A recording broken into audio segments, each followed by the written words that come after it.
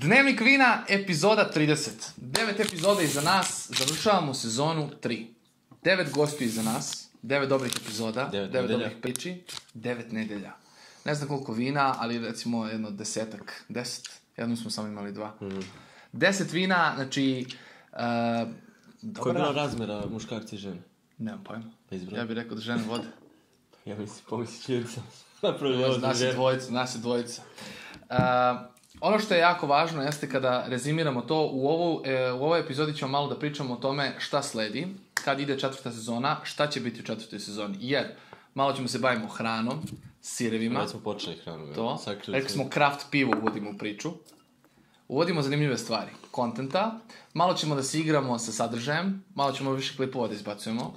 Mogu bi nešto raditi više. Mogu bi nešto da radim, stvarno. I to bi bilo to što se tiče kontenta. Ono što je bitna stvar o kojom ćemo pričamo jeste Wine Conversations koncept. To je ono što smo pričali da ćemo da organizujemo malo degustacije, zvati ljude i bit će, onako da kažem, prvi DV eventovi. I u ovoj epizodi ćemo podeliti poklone. Kosta časti, to su najbolji pokloni ikada. No, ova emisija, blind tasting, pijemo na slepo. Kao što vidite, da. Ja sam njemu kupio belo, pošto je zagovornik belog. To. On meni nadam se crveno. Tako je. I ne znamo koja su vina. Ne znamo ni koji tip. Ne znamo ništa. Da imamo da li smo nešto naučili. Pokušat ćemo da pogađamo. I ovo se zove Rookie Blind Tasting. Idemo prvo od tvoga, tako belo. Aha. Ne mogu da najavim za sada ovo vino. Ali vino je broj 2. Broj 2. Oštro. Opusti se slobodno. Nema sad gostiju. Ja neću komentarisati bar. Ja idem prvi, jel? A ti svakako ja neću ništa reći. Bilo mi je na nosu malo kruškasto. Zaklao bi se sad na prvi dan da ima Semillon. Semillon? Da, kao ti. Gdje ga izvuči? Znaš, sjećaš se smo pili, sa kim smo pili? Sa Goksijem, ono grčko vino. Aurelius. Sjećaš se kako imao nešto... On imao rodic, neku grčku vrstu. Meni se sviđa, prvi put ja pijem ovo vino, tako. Mislim, znam koje je, ali... Može da je malo hladnije, možda... To, malo treba da bude ohlađeno. Ja bi se kladio da je neki Pinot Gris. Pinot Grigio. Kao tip. Iako im ima tamjanikasti vibe. Pinot Gris, jer pecka, jer je kruška, jer je malo ono voće koje nikad ga ne definišemo. Kao, kako bi rekao, nije ni breskva, nije ni nektarina, nego nešto između. Pinot Grigio. Moja karta na Sad čekaj, hoćeš da ti kažem da li ima više vrsta vina ili samo jedno? Ili treba to ti da... A verovatno je mešavina, ali to da pogađam bilo bi suludo. Evo, probaj još. Bilo bi suludo da pogađam mešavinu. Teško je. Da. Kako ste učini? Dobro, ima to peckanje, što si rekao. Malo mi je, možda zašto toplije, pa je malo jače. To malo je gorko, sad imam i grape. Da. Sad ima i grape. Što znači da je možda i Sauvignon tu. Odluči se. Ne, igram na kartu da je Pinot Grigio. Hoćeš sada da otvorim, da pokažem mi? Ajde, pomogo bi. Ajde. Imaš još 2 sekunde da se promeniš odluku. Pazi, otvoreno vino. Evo ovako. Opa, bato. Mogu sam pogoditi Doju s obzirom da je prokupac.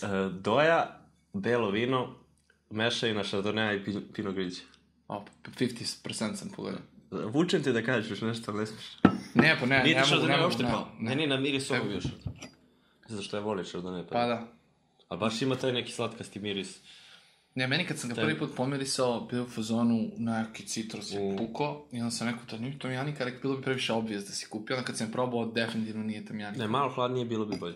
Treba možeš hladiti posle za ručak. Dobre, sviđa mi se. Dajmo Chardonnay neku dimenziju koju ne očekuješ u Pinot Grigio. Tebi? Meni se sviđa. Samo mislim da je malo toplije treba da se ohladi više. Drugo vino. Isto ne mogu otkriti. Vino broj 2, zvano Kosta. To je vino broj 1, zvano Kosta. Tako. Viš, pa to lepo piše DV Kosta. Ne možeš vidjeti ova etiketa, stavio sam pozadnicu koju sam znao da ćeš da gledaš.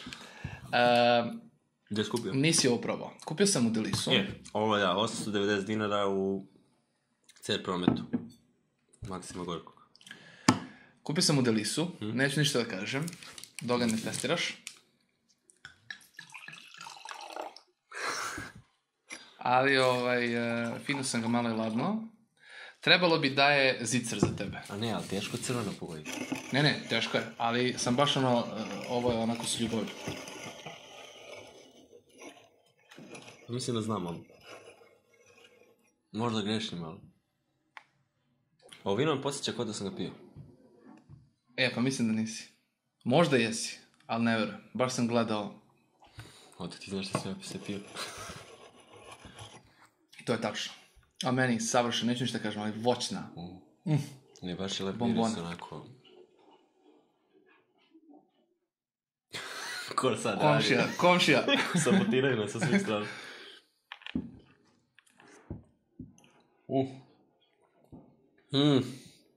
Odlično. Pa, sad sam malo zbunio, ali... Sad ću malo. Ma ne, siguran sam. Ma ne, ovo je Pinot Noir. Pa da.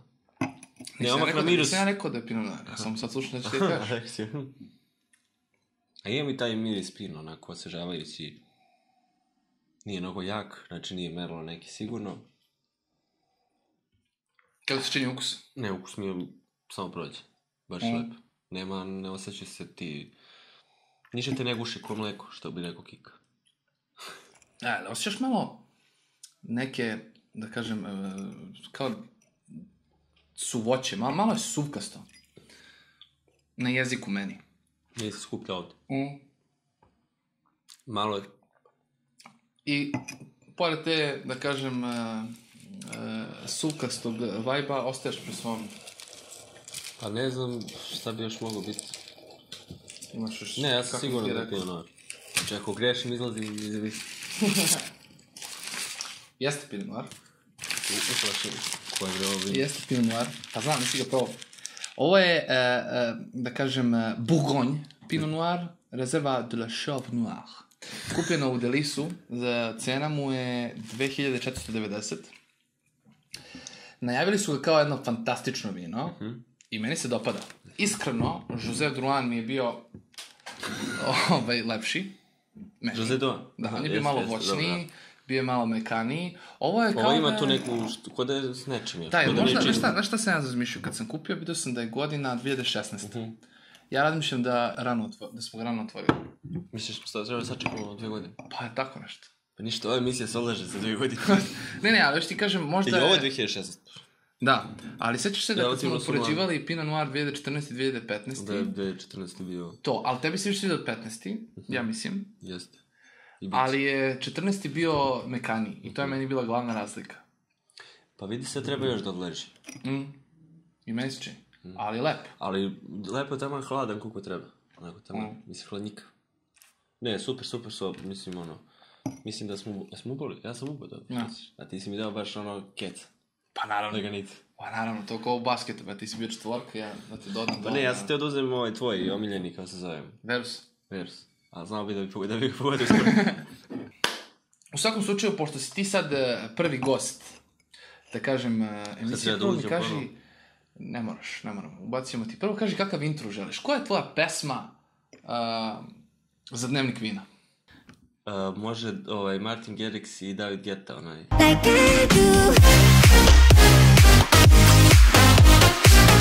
Delboy.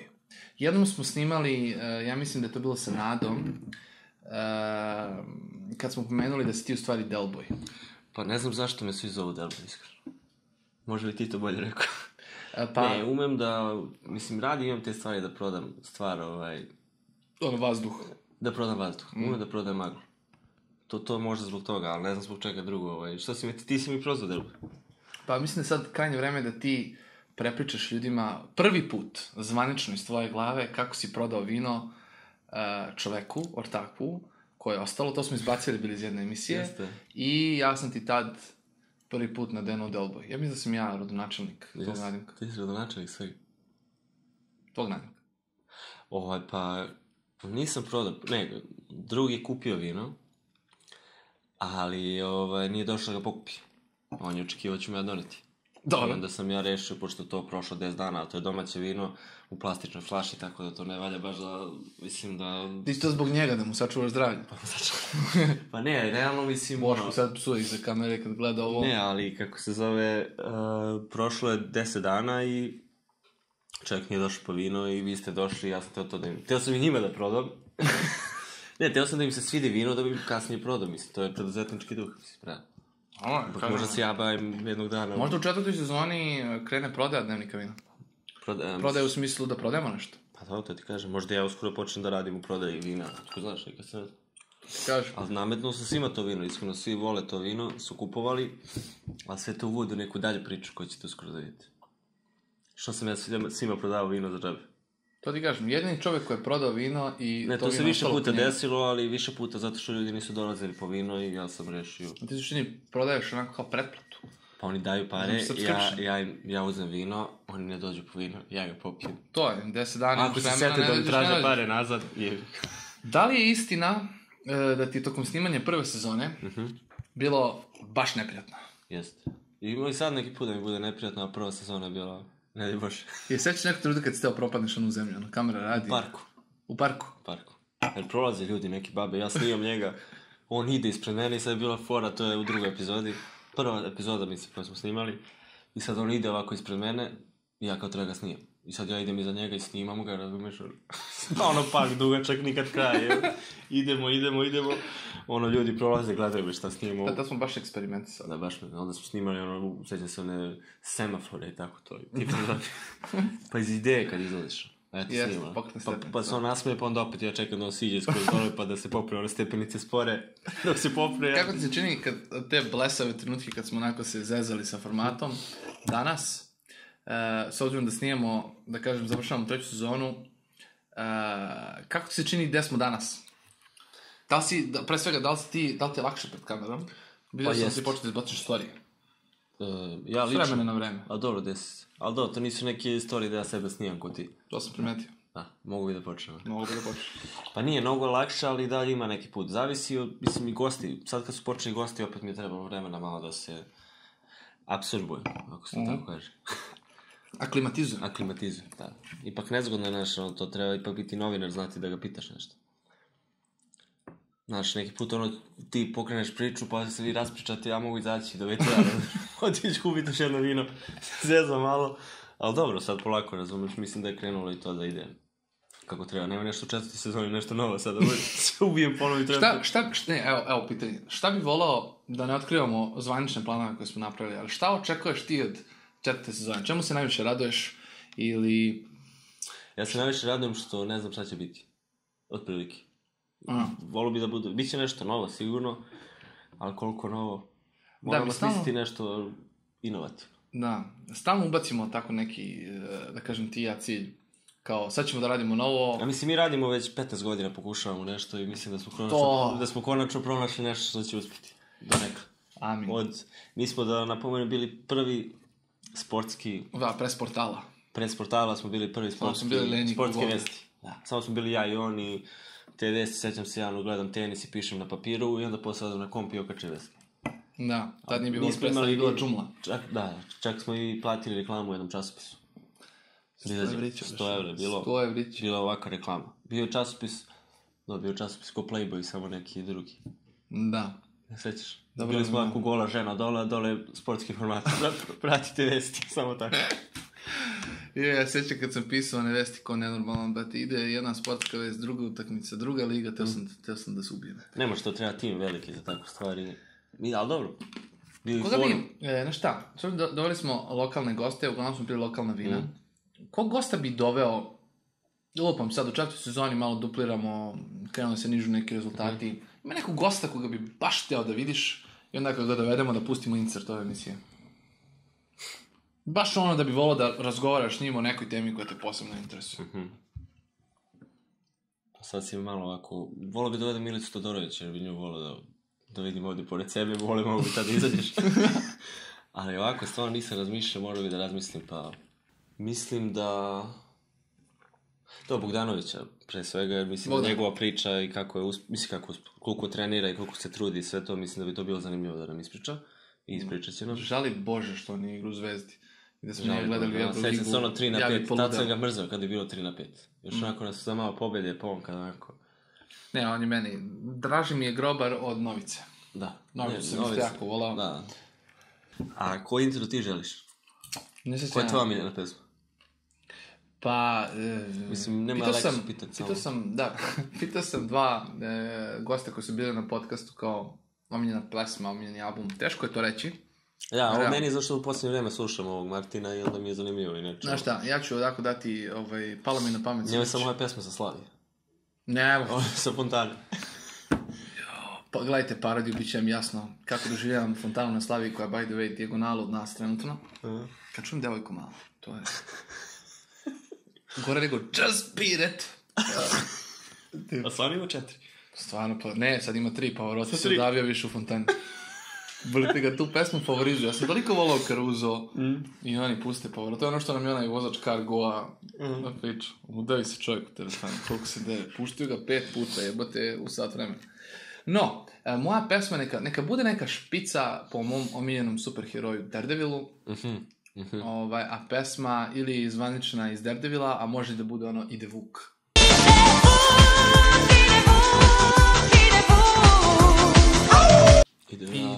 Da, počeo si u posljednje domaću muziku. Da. Iako si bio zagovornik strane... Pogledajte epizodu sa Miljanom, taj čovjek je kriv s jednog letovanja kad mi je rekao šta sereš ti, šta ti ne slušaš muziku? Nije poenta šta slušaš, nego da li ćeš se provesti... Da, s tom muziku. Pa je, slažem se. Ne slušam tu muziku zašto mislim da je... To. Čuti, kada sam da radim u cecu. Pa kao? Sramota. Nije sramota, ali... Šta nije sramota? Golema. Dok puštaš te brkove? Brkove, pa ja bih puštao... Sveći kad si me zajebavao što sam ne brijem u 8 radu. Ja bih puštao brkove, ali oni neće se pustiti. Ja moram da ih presadim.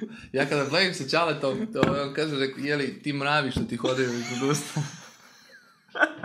Kao, nemoj izaći na vetar, kao imati skloni.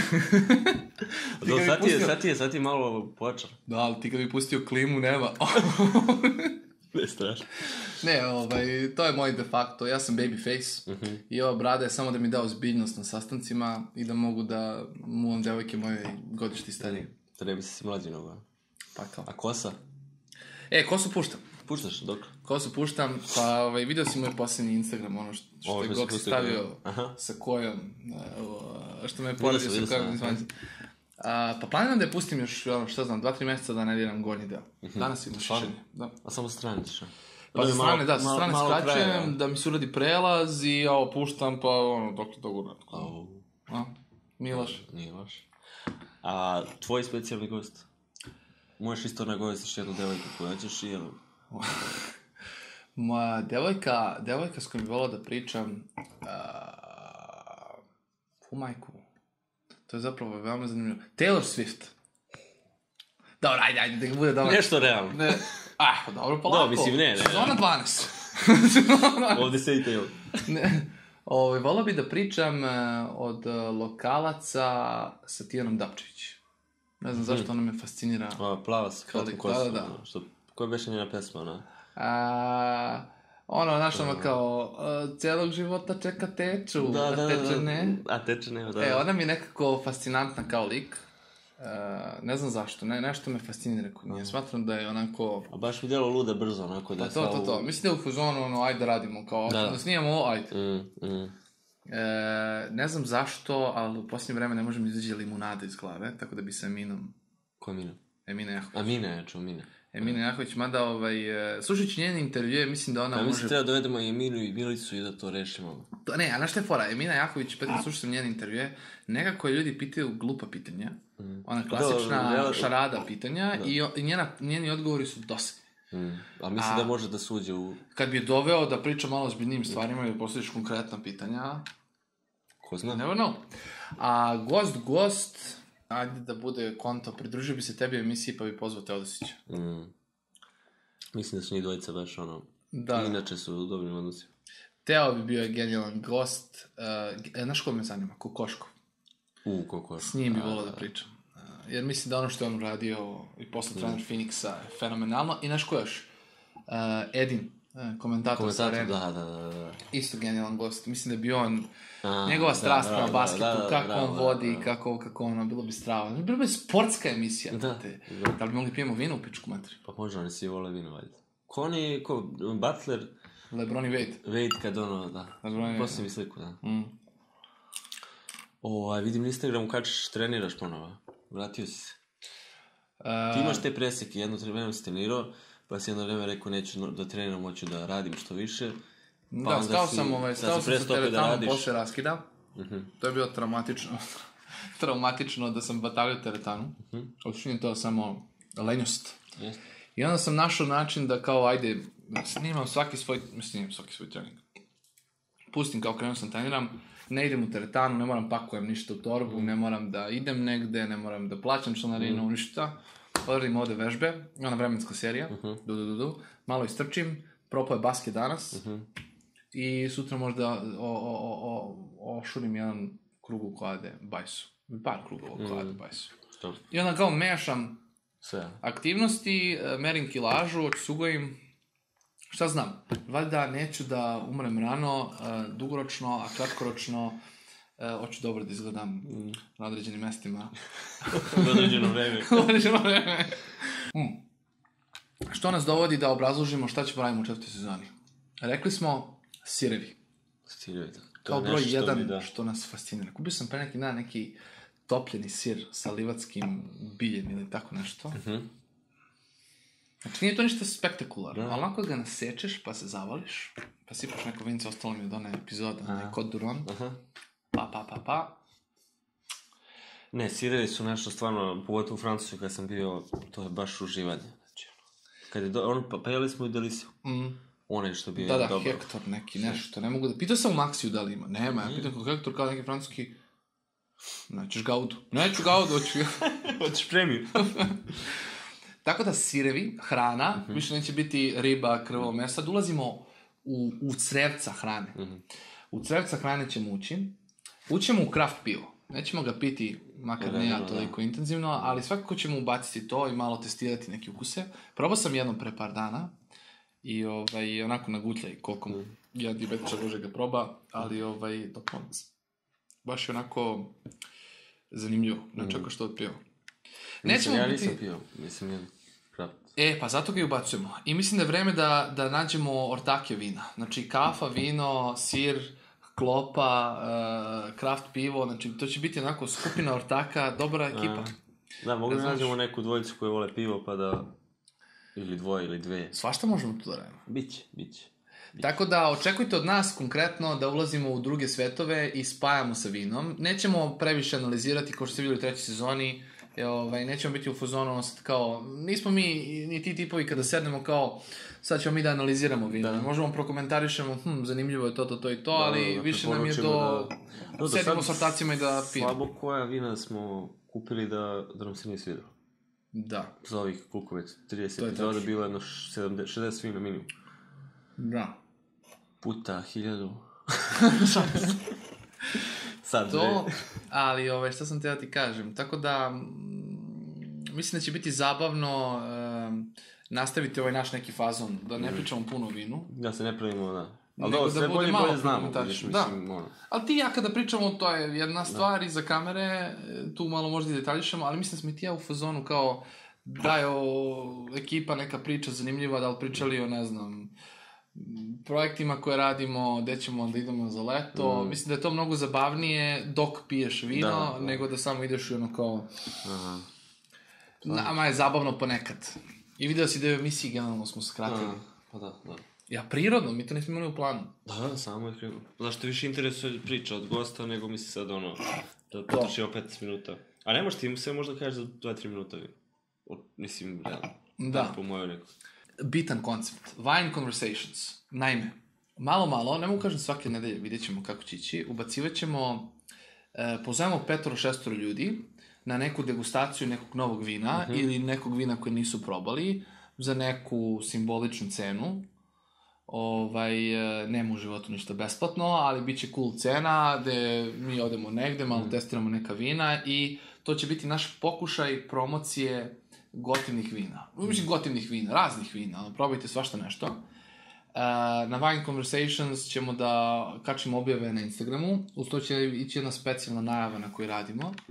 Vidjet ćemo da će se to dogoditi, ali u svakom slučaju Wine Conversation će se dogoditi. Ne znamo gde, ne znamo, da kažem, konkretno neke detalje, ali od jula planirajte da je vreme da blejimo i onako može da bude, lupam, tema je svetsko prvenstvo. Srbija prošla grupu, ajde da pričamo šta će da uradi i onda dođe neka ekipa i pijemo neko vino, malo fudbal. Znači, neće biti idemo pričamo o vinu. Da, kako ne. I posljednja stvar, oglas za posao. Oglas za posao. Šta tražimo? Šta nam treba? Treba nam... Šta nam treba? Treba nam prevodioc. Dobro, da. Prevodioc je Iskreno, to je... Dobro. To je smorčina posao. Da. To je smorčina posao, ali ćemo mi da ga platimo, ne tražimo volontera. Treba nam osoba koja će da prevodi naše emisije. Jer su one duge, na YouTube-u to treba ubacivati direktno. Što se mene tiče, to ne mora da bude, možemo pričati o nekim dodatnim kreativnim zadacima, ali konkretno nama treba prevodioc, to smo spremni da platimo, tako da ako ste vi prevodilac, znate engleski, ili znate nekoga ko to zna, ili neko iz srednje škole hoće neku dodatnu kintu, nekam se javi, možemo pregovaramo, nas to mrzi da radimo i nemamo vremena. Ja i ne znam. 40 minuta, 30 minuta prevoditi i treba ti 3 sata. 3 sata je dobro, znači satnicu računamo 2 evra. 6 evra po epizodu. Ne, bit će cool. Možemo pregovaramo i u novcu, možemo pregovaramo i u vinu. Koja god neka bude kreativna stvar. I druga, mnogo interesantnija stvar jeste Kosta i ja razmišljamo, mi jako volimo crtače. I dan danas znam da odgledam kraj ovo onako iz početka, onako sedem. No, manje važno. Treba nam osoba, dizajner, koji ume da crta. Znači, pravit ćemo neke zanimljive stvari u crtanoj varijanti.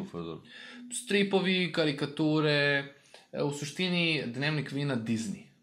Dnevnik vina Disney. Tako da, to ne znam kako će da izgleda, još je to u procesu razvijenja, ali nam definitivno treba za početak jedan mini poslić tu, tako da imamo jednu osobu s kojom planiramo da razgovaramo, ali smo voljni da pričamo sa više vas. Neće to biti konkurs, nego otkud znam, ovo je zadatak za ovoga, zadatak za onoga, isto plaćeno iz naših džepova, nećemo jesti subotom. Nedeljem samo doručak. 2 osobe nam trebaju, tako da, eto, to je... To je to, to je to, vidimo se u julu. Nije to. Da, imamo, to ćemo sad za kraj. Da, imamo challenge jedan. Kosta i ja ćemo prognoziramo svetsko prvenstvo za kraj emisije. Prvi put ću odigrati, pošto ja obično hladnjenicu kad igram, što bi se rekao, navijački, sad ću prvi put pokušati da budem, kako se kaže, objektivan. Pobednik grupe A, po mom mišljenju, bit će ekipa Uruguaja. A što bi se rekao, runner up će biti, verujem ja, Salahu, ali pošto je Rusija domaćin, verujem da će Rusija da bude druga ekipa u toj grupi.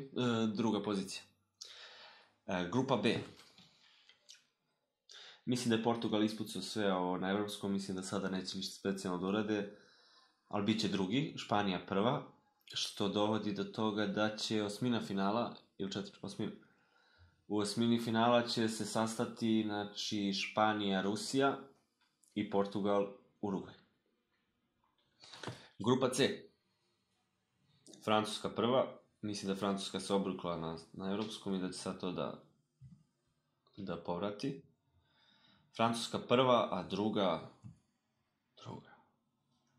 Pa Danska, šta znam, Peru, Australija. Francuska prva, Danska druga. Grupa 4, Messi prvi, Hrvatska druga. Mada Island je tu, Island je zanimljiva ekipa.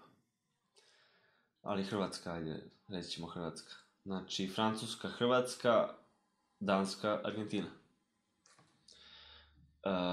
Izašao sam. To je prve 4 grupe. Druge 4 grupe. Dobro, u grupi E, gde smo mi, ja stvarno mislim da ćemo mi proći.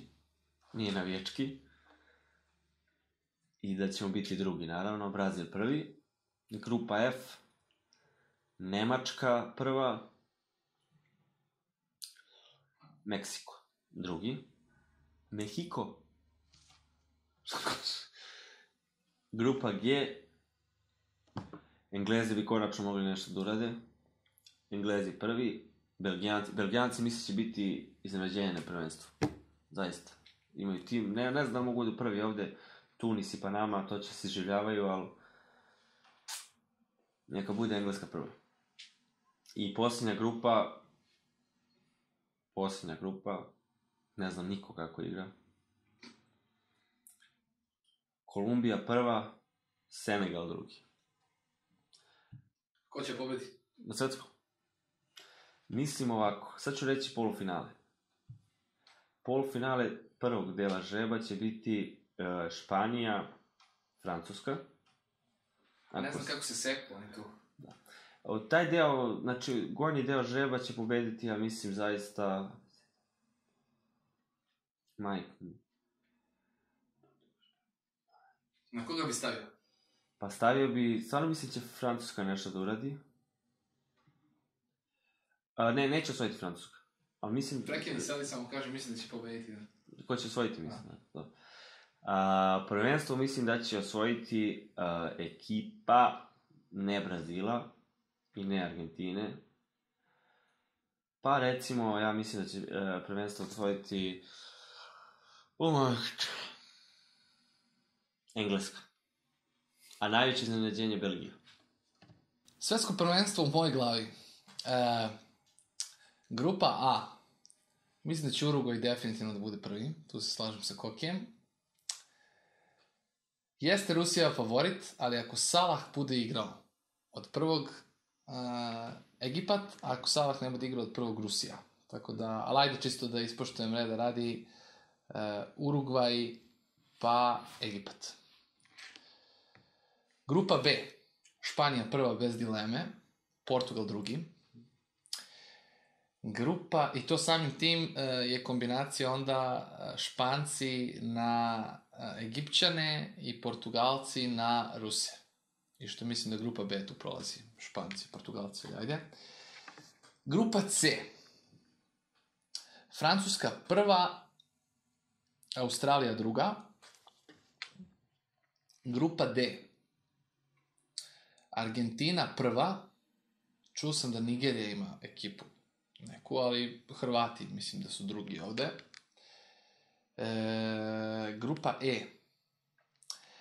Jesam ja na vijeću za Srbiju, ali realno je da ne prolazimo kako igramo, tako da ću reći Brazil i Švajcarska.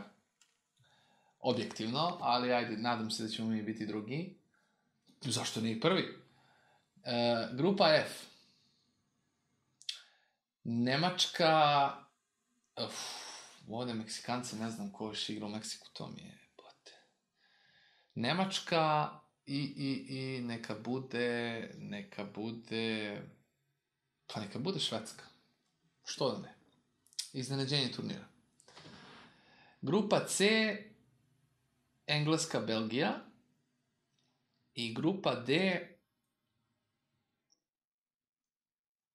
Da, grupa D je stvarno, ne znam što da staviš. Grupa D neka bude Poljska, Senegal. Zašto ne Senegal? Navijeću za Portugal, jer smatram da bi bilo strava da Cristiano Ronaldo osvoji titul koji mu nedostaje. Nisam fan Ronaldo, ja sam figolik, ali navijeću za Portugal, navijački, a turnir mislim da osvaja Brazil.